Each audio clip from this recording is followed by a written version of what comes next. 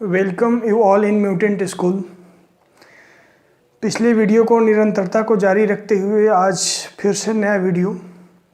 जैसा कि मैं आपको पिछले वीडियो में बताया था कि जब आप कोई मूवी, सोशल मीडिया या अन्य मनोरंजन की चीज़ें कर रहे होते हैं तब आपका माइंड बिल्कुल ही बैलेंस तरीके से उसी टास्क पे काम कर रहा होता है। लेकिन जब आप वापस स्टडी जैसे चीज़ों पे आते हैं, वापस स्टडी पे आते हैं, तब आपका माइंड का विचलन कहीं और चला जाता है।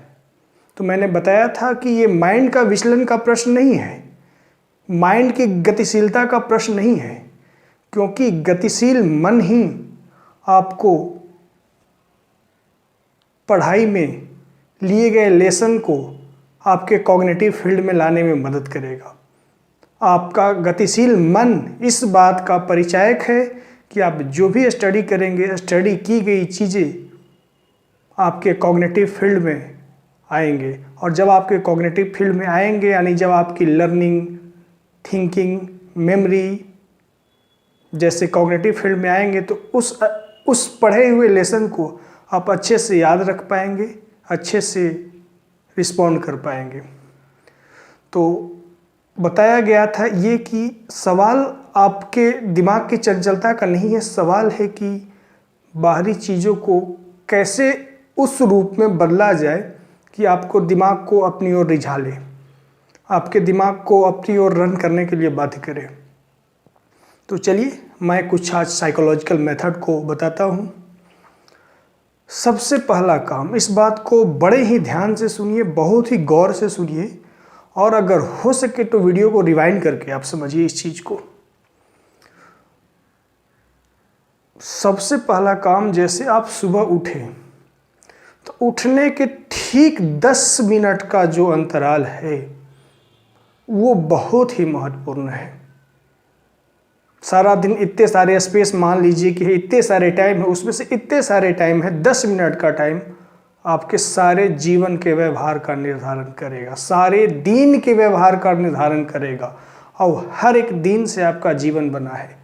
तो सुबह जैसे ही नींद खुले, जैसे ही आप चेतन अवस्था में आए, चीज़ों को देखने लगे, सुनने लगे, समझने लगे, रिस्पॉन्स करने लगे, यूं ही दिमाग में अलर्ट हो जाएं और एक पेज लें,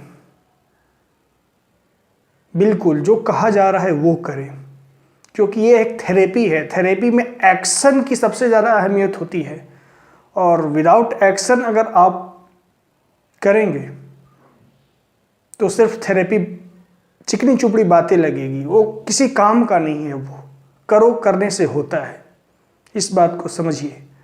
तो पेज लें और पूरी निष्ठा के साथ, क्योंकि वो 10 मिनट आपके पूरे दिन का निर्धारण करेगा। वो जो 10 मिनट आपको मैं बता रहा हूँ सारा दिन का निर्धारण करेगा। बार बार मैं इस बात को दोहरा रहा हूँ, वो 10 मिनट सारा दिन का निर्धारण करेगा।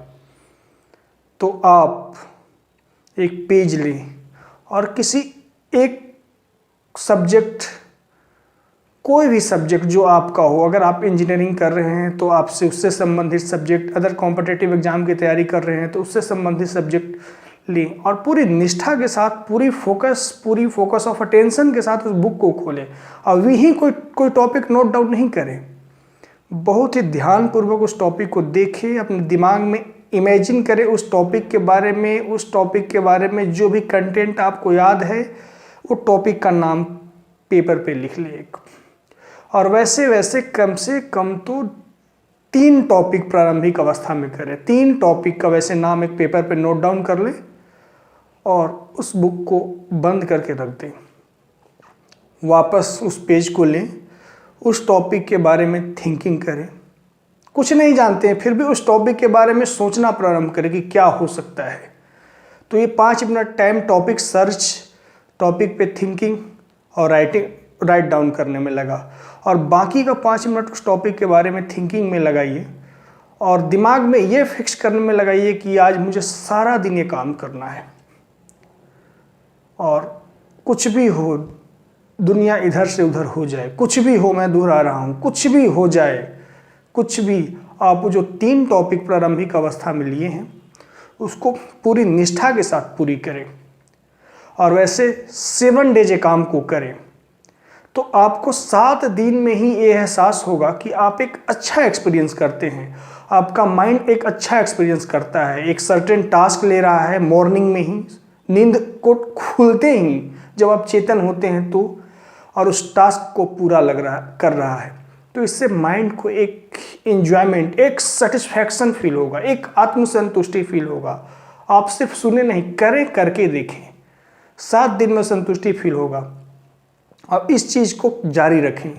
एक दिन में ऐसा नहीं कि 5-10 टॉपिक ले, सिर्फ 3 टॉपिक ले और उसी को करें, और बाकी सारे दिन फालतू काम करें, जो करना है आप करते रहें जैसी आपकी समझ। लेकिन प्रारंभिक 7 दिनों में 3 टॉपिक लें, फिर उसके बाद 5 टॉपिक करें। तो जब आप टॉपिक को पूरा करेंगे तो पूरा करने के पश्चात आपको एक आत्मसंतुष्टि मिलेगी, और यही कंटिन्यूशन आप जारी रखेंगे तो तीसरे सप्ताह 21st डे के बाद आपके माइंड को एक हैबिट लग जाएगी।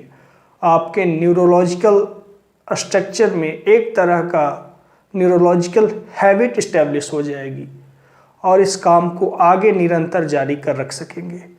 और एक डेली नियमित अपने लिए टॉपिक निर्धारण करेंगे और उसको पूरा करेंगे।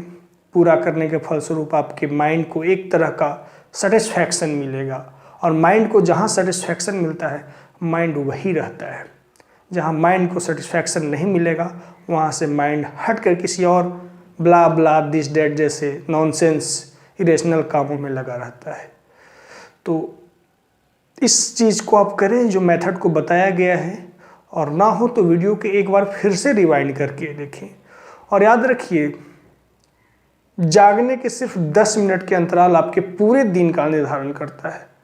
उस वक्त किसी के मैसेज का रिस्पॉन्स मत करिए, सारा दिन क्या करना है उसकी प्लानिंग करिए। हमेशा ये जागने के जो 10 मिनट का प्रारंभिक अंतराल होता है ना, उस अंतराल बहुत बड़ी चीज़ है, पूरे जीवन का, पूरे दिन का वो निर्धारण करेगा।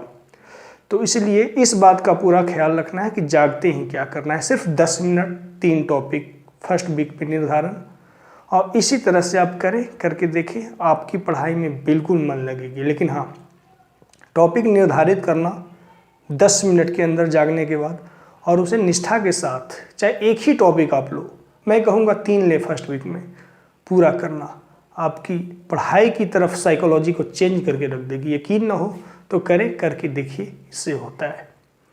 वीडियो को देखने के लिए धन्यवाद।